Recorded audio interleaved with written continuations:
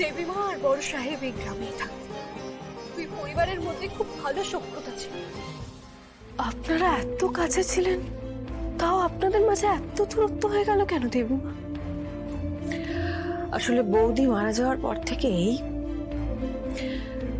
দাদা একটু অন্যরকম হয়ে গিয়েছিল। দাদার দুই ছেলে মেয়ে রিভু আর অনু ছোট ছোট ছিল ওরা, কিন্তু দাদার কারোর ওপর নজর ছিল না।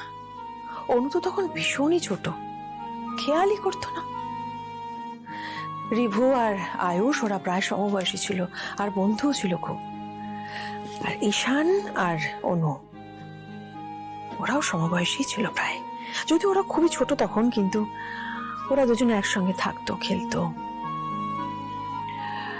ওদের মৃত্যুটাও ভীষণ অন্যরকম আর দুঃখজনক। প্রায় বিনা চিকিৎসায় বৌদি মারা যান, আর তারপর থেকেই দাদা কিরকম কিরকম অদ্ভুত হয়ে গিয়েছিলেন, চুপচাপ।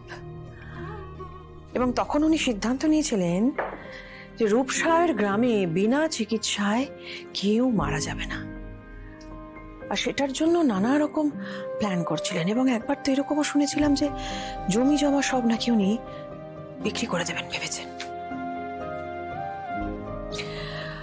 আর সেই সময় আমি আর তোমার বড় সাহেব একটা বড় সিদ্ধান্ত নিই।